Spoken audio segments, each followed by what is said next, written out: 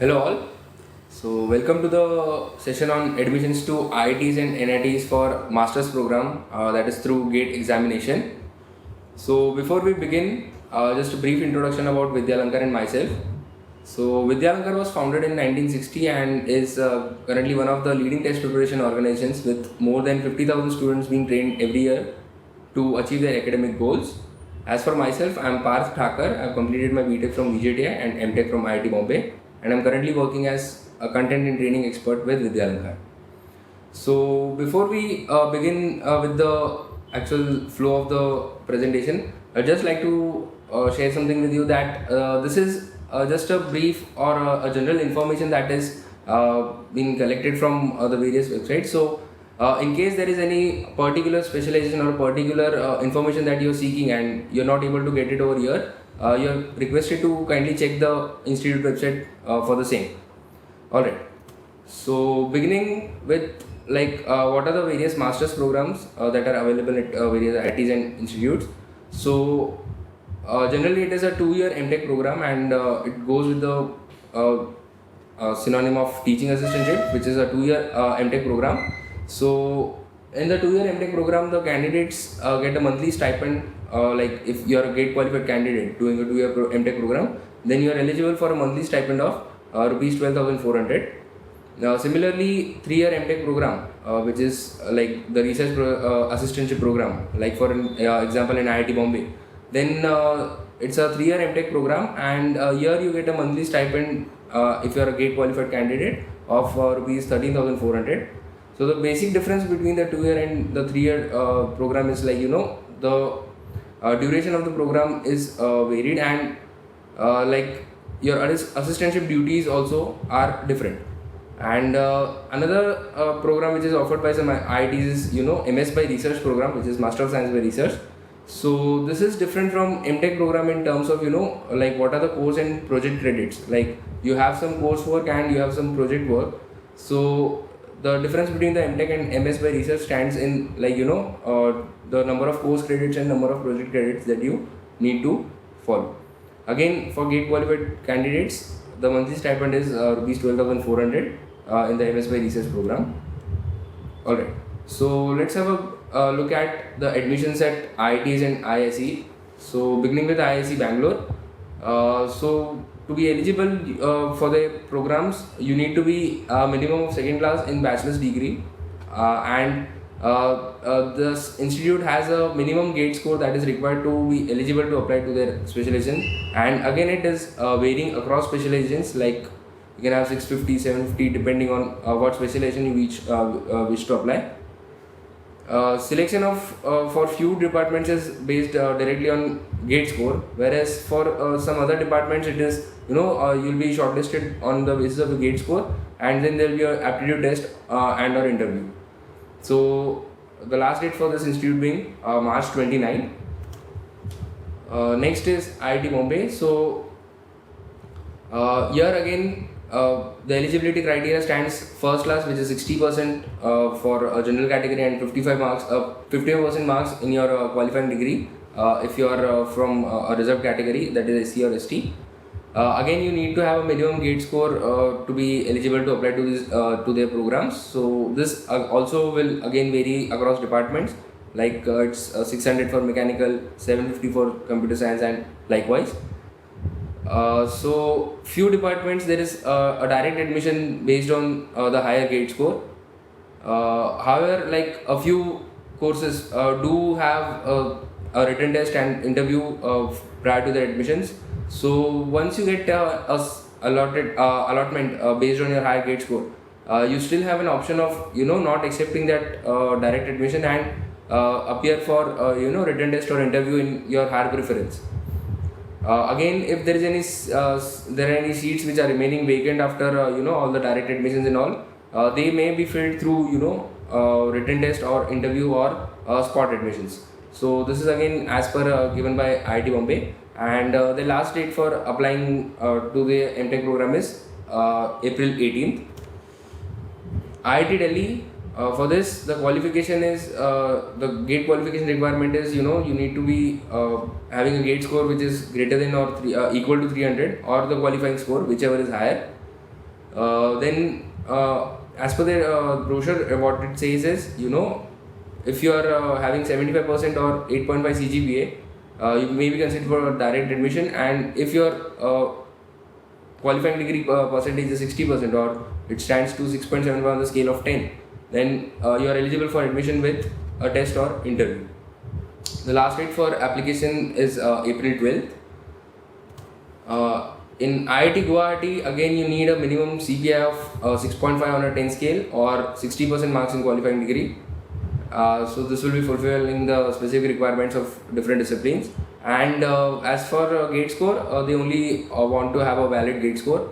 So the admission process is like, there'll be a written test or interview if required, like based on what is the performance in gate, and also they'll be considering what are your grades or marks in your qualifying examination, which is your bachelor's program.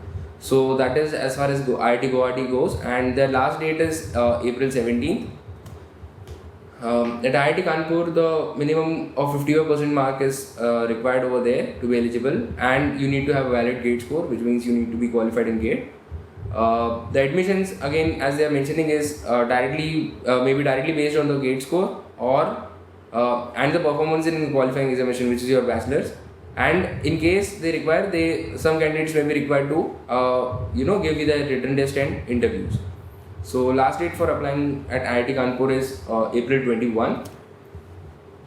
At IIT Kharagpur, again, the detailed eligibility criteria is for general and OBC. You need to be minimum 60% in your BTech, like bachelor's, and 55% if you are from reserved category.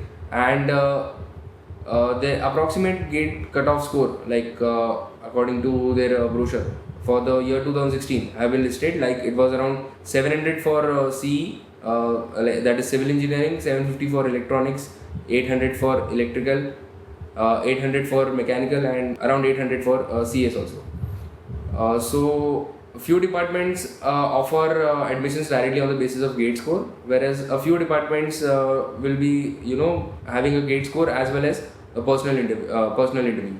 So gate score in those cases will be given a weightage of 70%, whereas interview will be again given a weightage of 30%. So as they mentioned, like the personal interview will be testing the following, which is motivation and aptitude of the candidate for the program, suitability for the department, like what is your suitability, and they will test your skills in basic science, engineering, and relevant areas. So the last date to applying for this IIT Kharagpur program is April 21.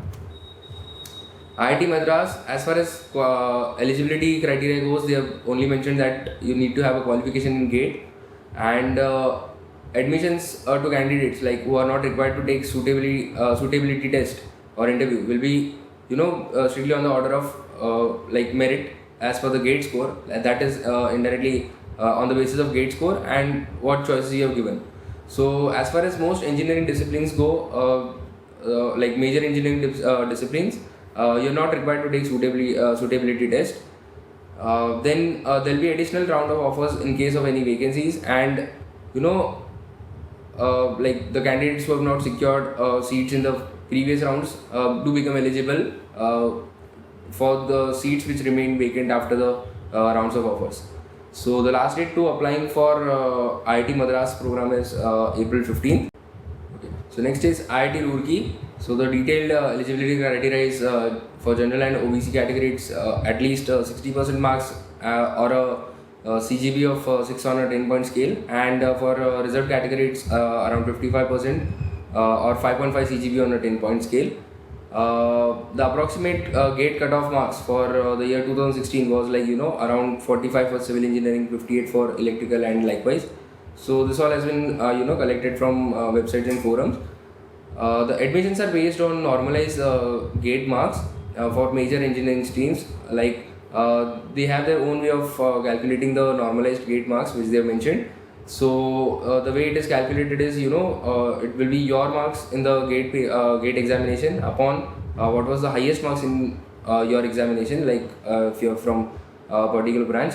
So your marks upon the highest marks in your paper into 100. So that is how the normalization is done as they mentioned. And the last date to applying for IIT Roorkee is April 18th. So we've covered the major IITs and ISC. So let's look at admissions at NITs and other centrally funded institutes, which is through Centralized Counseling for MTech, that's CCMT. So looking at the eligibility for OC and OBC is 6.5 CGPA or 60% marks, and for SC, ST and persons with disability, it's 6 CGPA or on the 10-point scale or 55% marks. The last date for the process involves registration and choice locking and all. So the last date for choice locking is 11th of May. So just a glance on what's the procedure.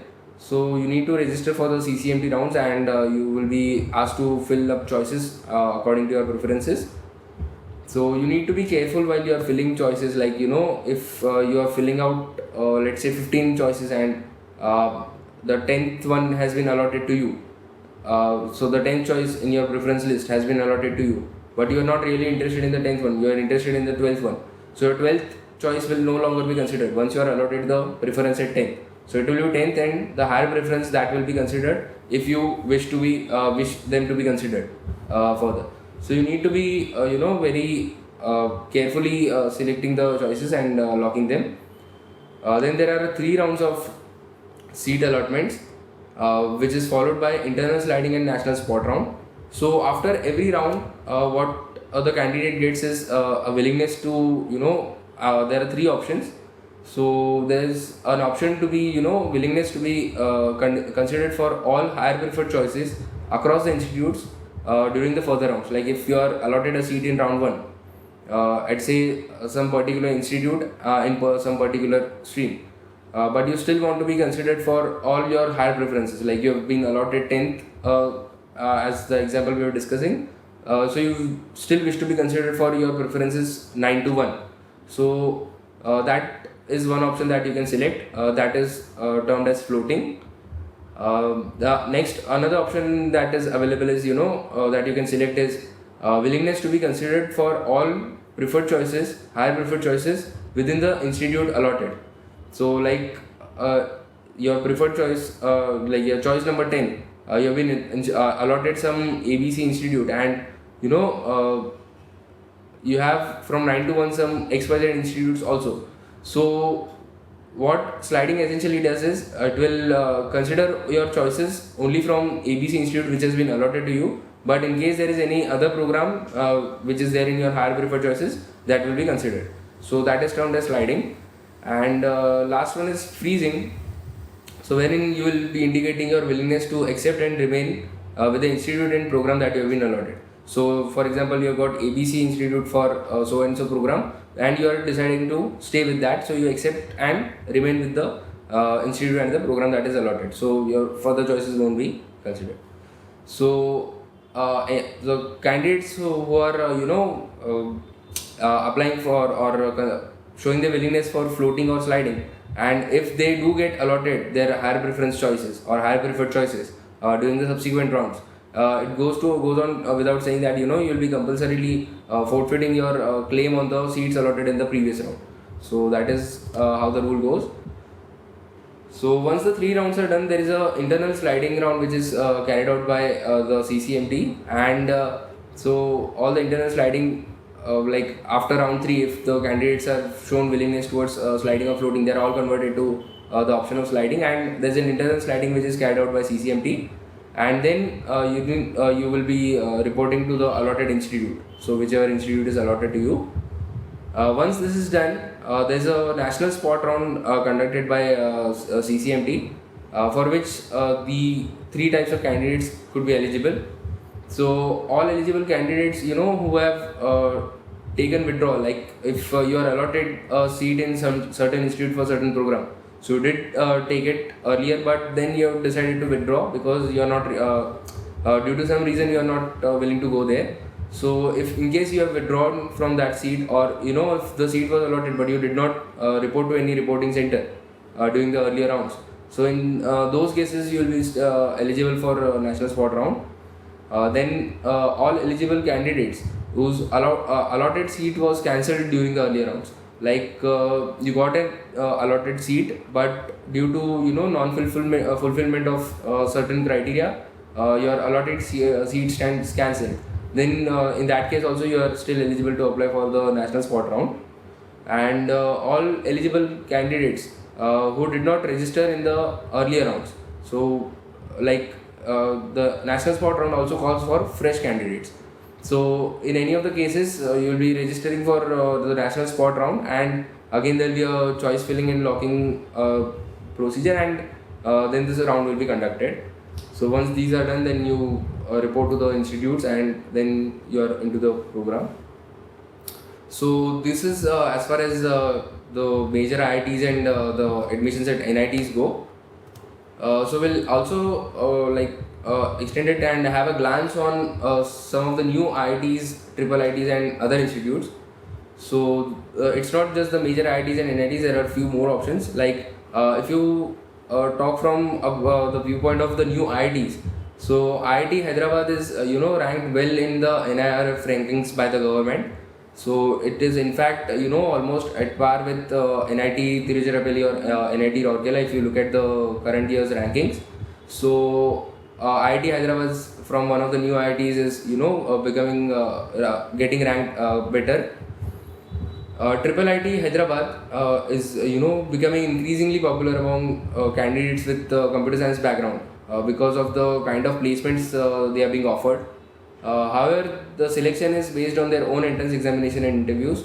So this is just an option that you can consider, especially if you are from a CS background. Vellore Institute of Technology, Vellore, they conduct their own test and interviews towards MTech admissions. So again, they have their own test of around 100 marks. So out of which 80% is technical and 20% is English. So they do have their own test and interview, but however, to be selected for the MTech program, you need to have a valid GATE score. That means you need to be GATE qualified. And lastly, admissions to institutes in Maharashtra like COEP, VJT, etc. So they are based on GATE score again through centralized admission process. So they are popularly known as CAP rounds. So these are also a few more options that you could explore in case you are willing to go for higher studies. So again, I'd just like to let you know that this all has been collected from the websites and brochures and various forums. So in case any particular question you have which is not getting answered, you can kindly visit the institute website and get your questions on. So thanks for attending.